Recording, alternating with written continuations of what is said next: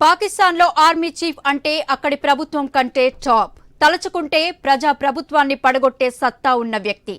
పాకిస్తాన్ గత చరిత్ర చూస్తే ఇలా జరిగిన ఉదంతాలు ఎన్నో మరెన్నో. పర్వేజ్ ముషారఫ్ తర్వాత ఆ సాహసం చేయకపోయినా పాక్ ఆర్మీ చీఫ్ కు అక్కడి పాక్ ఆర్మీకి పాక్ ప్రభుత్వం తలగ్గొక తప్పదు. అయితే ప్రస్తుత Pak army chief general Asim Munir మాత్రం పూర్తిగా రివర్స్.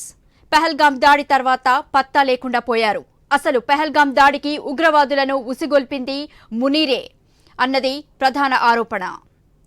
కొద్ది రోజుల క్రితం కాశ్మీర్పై మునీర్ చేసిన వ్యాఖ్యలు పహల్గాం దాడికి పోలిక ఉండడంతో పాక్ ఆర్మీ చీఫ్ ను కార్నర్ చేసేవారు ఎక్కువవుతున్నారు.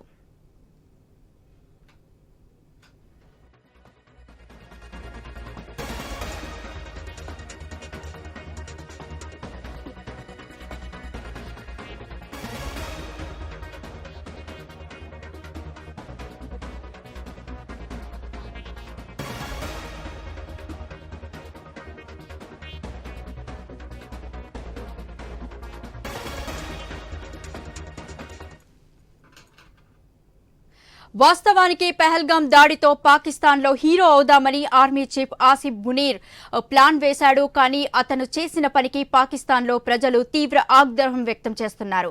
దీంతో ప్లాన్ రివర్స్ కావడం, పహల్గాం దాడిని భారత్ తీవ్రంగా పరిగణించడం, గతానికంటే భిన్నంగా మోదీ ప్రభుత్వం స్పందిస్తుండటంతో మునీర్ ఫీజులు ఎగిరిపోయాయి. పాకిస్తాన్ ప్రజలకు కొత్త కష్టాలు వచ్చాయి. దీంతో నీటి కష్టాలు, సరుకుల కష్టాలు, మందుల కష్టాలు, ప్రయాణ కష్టాలు ఇలా చాలానే ఉన్నాయి. భారత్తో గతంలో 3 సార్లు యుద్ధం జరిగిన పాకిస్తాన్కు ఇలాంటి ఇక్కట్లు రాలేదు. ఇప్పుడు మాత్రం మోదీ ప్రభుత్వం పాకిస్తాన్ను చక్రబంధం చేసేలా ఎత్తుగడలు వేస్తోంది. దీంతో గతంలో పాక్ ఆర్మీ ఏం చేసినా మద్దతుగా నిలిచిన పాకిస్తాన్ ప్రజలు ఇప్పుడు మునీర్ కనిపిస్తే చెప్పుతో కొట్టేందుకు సిద్ధంగా ఉన్నారు.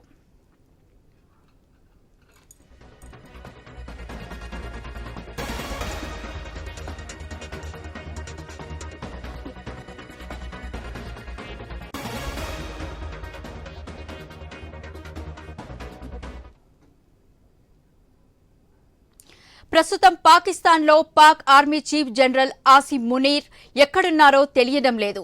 మునీర్ గాయబ్. పహల్గాం దాడి తర్వాత పత్తా లేకుండా పోయారు. పాదరక్షణ కోసం పరితపిస్తున్నారనే చర్చ నడుస్తోంది. సొంత దేశంలోనే ప్రాణభయంతో ఆర్మీ బంకర్లో దాక్కున్నారని చెబుతున్నారు. పహల్గాం దాడి తర్వాత పాకిస్తాన్ ప్రభుత్వం నిర్వహించిన కీలక సమావేశాల్లో మునీర్ లేకపోవడంతో ఈ ప్రచారాలకు మరింత బలం చేకూరుతోంది. రావల్పిండిలోని ఆర్మీ బంకర్లో మునీర్ ఉన్నట్లు చెబుతున్నారు. అయితే దీనిపై ఎక్కడా అధికారిక ప్రకటన లేదు. అంతేకాదు, గతంలో ఆర్మీకి సంబంధించిన సమాచారం లేదా భారత్లో యుద్ధం అనే పదాలను పాక్ ఆర్మీ చీఫ్లు తరచూ వాడేవారు, ప్రకంపనలు చేసేవారు. కానీ పహల్గాం దాడి తర్వాత పాకిస్తాన్ పాలకుల నుంచి తప్ప భారత్పై కాల్పులు దువ్వేలా ప్రకటనలు పాక్ ఆర్మీ చీఫ్ నుంచి లేవు. దీంతో ఆసిమ్ మునీర్ ఏమయ్యారు, ఏమైపోయారు అని వ్యంగ్యాస్త్రాలు పేల్తున్నాయి.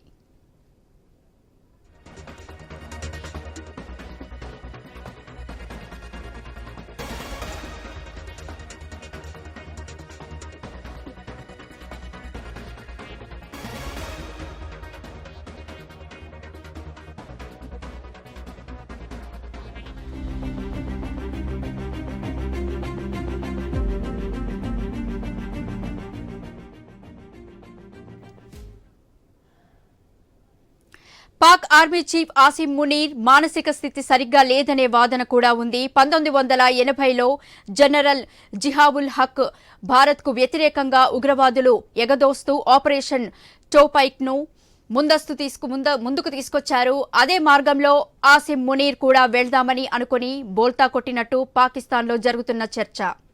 అప్పట్లో జియాపుల్ హక్ కూడా భారత్లో మత విద్వేషాలు రెచ్చగొట్టే ప్లాన్ వేశాడు.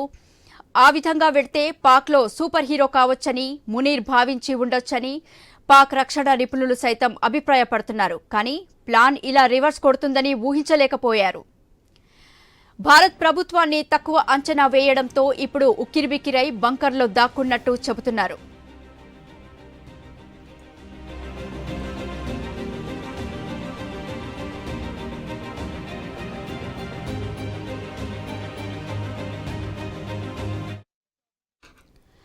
పాకిస్తాన్ ప్రజలు ఒక్క పాక్ ఆర్మీ చీఫ్ పైనే కాదు, పాక్ పాలకులపైన ఆగ్రహంతో ఉన్నారు. అసలే దేశం ఆర్థిక కష్టాలు, తీవ్ర సంక్షోభంతో ఉన్న సమయంలో పహల్గాం ఉగ్రదాడి అవసరమా అని నిలదీస్తున్న పరిస్థితి. భారత్లో మోదీ శక్తివంతమైన నేతే కాదని, తేడా వస్తే పాకిస్తాన్కు ఇక్కట్లు తప్పవని తెలిసి కొరివితో ఎందుకు తలగొక్కున్నారని ప్రశ్నిస్తున్నారు. పాక్ పాలకులు ప్రజల్లోకి వస్తే చొక్కా పట్టుకుని నిలదీయడానికి రెడీగా ఉన్నారనే వార్తలు వస్తున్నాయి. ఇటు సొంత దేశంలో ప్రజల ఆగ్రహం పెళ్లుబుక్కుతుండటంతో పాక్ పాలకుల్లో టెన్షన్ మొదలైంది. అలాగే భారత్ ఏం చేస్తుందో అనే ఆందోళన వారిలో బీపీ పెంచేస్తోంది. పహల్గాం దాడి తర్వాత పాక్ పాలకుల్లో నిద్ర కరువైందనే వార్తలు పాక్ మీడియాలో ప్రముఖంగా వస్తున్నాయి. కొందరు మంత్రులైతే నిద్రలో ఉలిక్కిపడి లేచి బీపీ మాత్రలు వేసుకుంటున్నారు.